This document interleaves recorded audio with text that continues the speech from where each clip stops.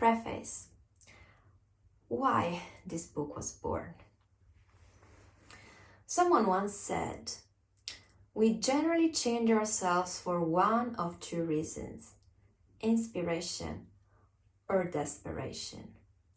Well, in my case, the motivation to write this book sprouted from both, only in reverse order. From the harshest pain I ever experienced in my life, from a confession I received shortly afterwards, and from a request I would have never turned down. On the contrary, in complying with it, perhaps I took it a little bit too far. I was so utterly absorbed that words just wouldn't stop flowing, and I got carried away, losing myself in thought. But let's take a step back and tell this story from the start. At the beginning of last summer, one of my dearest friends, Demetrio, took his own life. He did it 16 days away from what would have been his 29th birthday. At the ceremony held in place of a traditional funeral, which he had refused in his will, I met a woman I hadn't seen in years, since the last one of his birthday parties I had attended, to be precise. We will call her Carlotta. Just like many people in their need for a shoulder to cry on and for someone ready to listen to them without judgment, she opened up as soon as she barely felt she could trust me. And just as soon, I realized why she was so broken, as well as why she was striving so hard to conceal it. Empathetically, when she was finished, I gave her the best suggestion I could come up with. The one that works for me, without fail.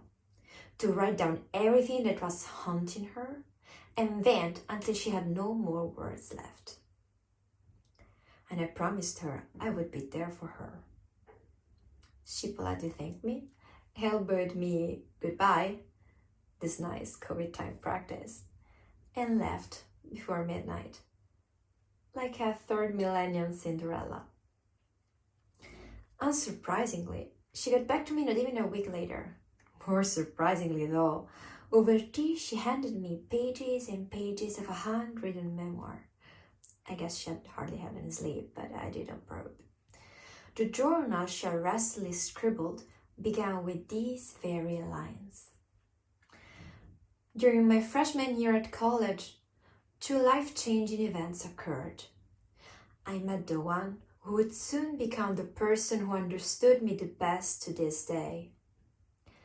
And I fell truly in love for the first time with the man I would spend all of my 20s with. Unfortunately, they were not the same person. I promised her I would read it all, but she replied she was fine already and content with me having it, and only begged I return it to her if I ever felt like getting rid of it someday.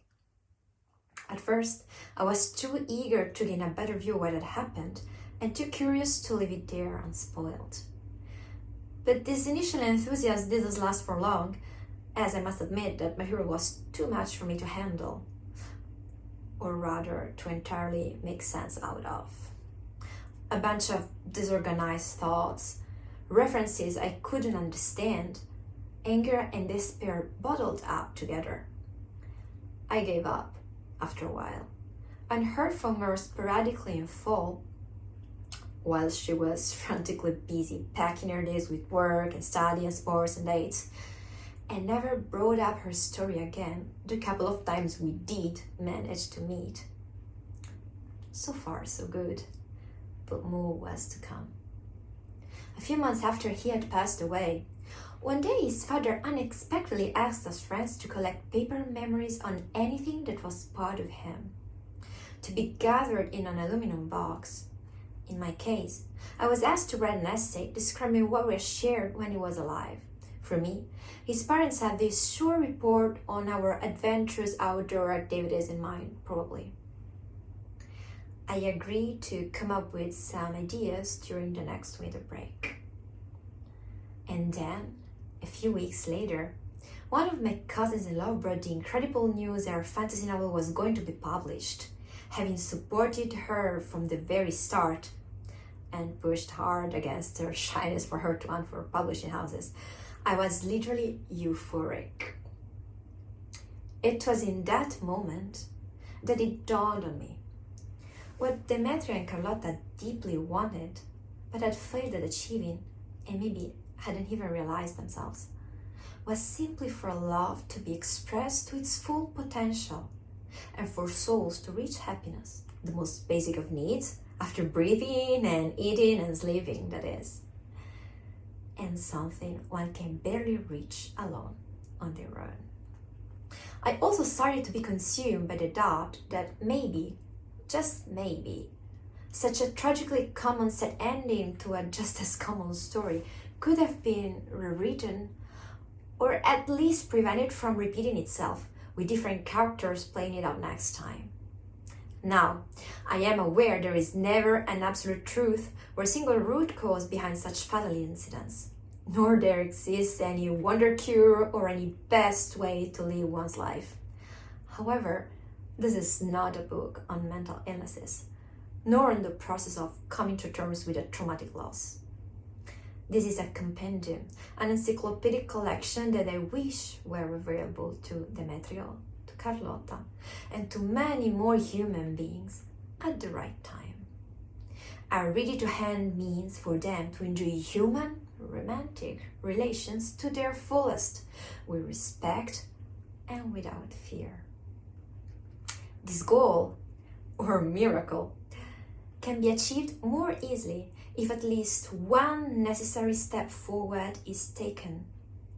That is, if knowledge, which has been scattered in different fields and called by different names through centuries and cultures worldwide, only to be rediscovered by Western medicine in recent decades, if knowledge can be unified and made accessible to as many humans as possible.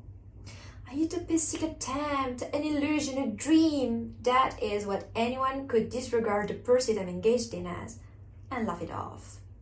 But I didn't want to go on living one more day if it had to be leaving this quest unattempted. None other than this is the very banal and foreseeable, I assume, reason why, in his memory, and to repay her for her willingness to share her story, I will devote the rest of my life to deepening and broadening and increasing and, above all, spreading this knowledge, be it through this newborn reference manual as well as through any other ways that will be suggested or I will devise and then explore along this path. Drawing active support to constantly improve through the years and make this manual increasingly comprehensive and reachable, I will carry my mission out to the best of my abilities. How this book was born. This collection of essays stems from the insatiable curiosity that has always been my distinctive trait, and comes as the result of half of my lifetime spent researching one of the most fascinating of subjects, human most intimate interactions, and discovering my vocation along the way. Back in my early childhood, I had constantly been captivated by a traditional tale, a rags to riches one in its own kind, which enjoys huge popularity to this day, Beauty and the Beast. The prize its protagonist wins in its happy ending, however, is not worldly riches. It is humanity itself, the restoration of a human condition. As some readers will be familiar with, it is through the love of another person that this main character is freed from a terrible curse. The curse to take on the appearance of a hideous beast, imprisoning in such a repulsive outer shell his human heart and consciousness. Until today, another human being is able to look past his outward looks and grow an unconditional love towards him. What most readers may not be so familiar with yet is that in Madame de Villeneuve's 1740 version, La Belle et la Bête, the beautiful maiden trapped in the castle and the monster who owns it sleep together before the spell is broken. Actually, it is exactly upon waking up after having spent the night as husband and wife that the woman finds a gorgeous stranger by her side, under the sheets. Salvation comes to the man through the love of his spouse, all the more in its physical sense. One could almost consider this an adult version of the most famous fairy tale of the Frog Prince. Like most girls, I grew fond of this tale and devoured each and every one of its known versions, as well as any adaptation ever conceived by human artistic creativity and vivid imagination. I started examining the origins of this plot and theme, buried myself in libraries, and resorted to all means at hand to satisfy my hunger for knowledge. But it wasn't until years later that I discovered another story, much older, lost in the sands of time before determined and brave pioneering archaeologists returned it to humankind, to us, descendants of those ancient poets and writers who had carved in stone a legendary chronicle they deemed must never be forgotten, the Epic of Gilgamesh. Unforgettable, like a first love, the very first time I was introduced to the Epic of Gilgamesh, I was in elementary school. But it wasn't until high school that I made the acquaintance of the one I find to be the most enchanting among its many characters, Ishtar's priestess, Shamkat. Definitely, it was for a reason that I learned about her so much later. The account of the priestess' role in the plot leaves no room for interpretation and is not meant for the prudish. As sacred temple prostitute, she is chosen to tame the wild man Enkidu, a supernatural being created by the gods to rival the almighty king of Uruk, Gilgamesh, after listening to the prayers of his next subjects. Escorted in the proximity of a source of water Enkidu drinks from with his animal companions, where she is placed, she exposes her breasts, magnetically attracts him, who was ever only mated with fellow beasts in the wilderness, and makes love non-stop with him for 2 weeks, taking only a short break to talk about the future after 6 days and 7 nights.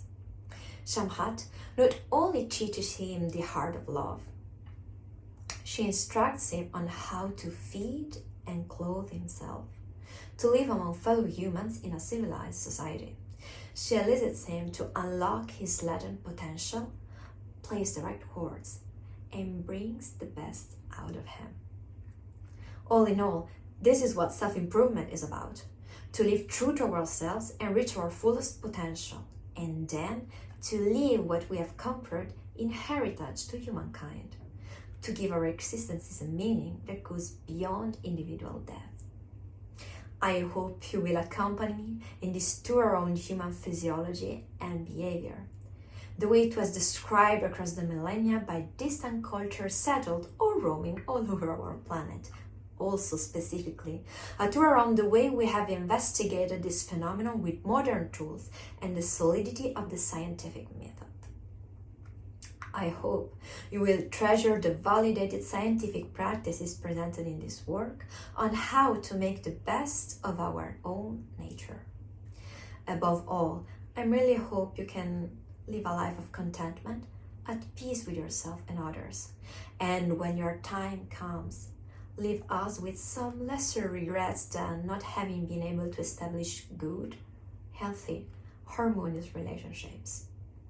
For, as Aristotle reminds us, maybe echoing the diving hero Enkidu, who knows, to live alone, one must be either a beast or a god.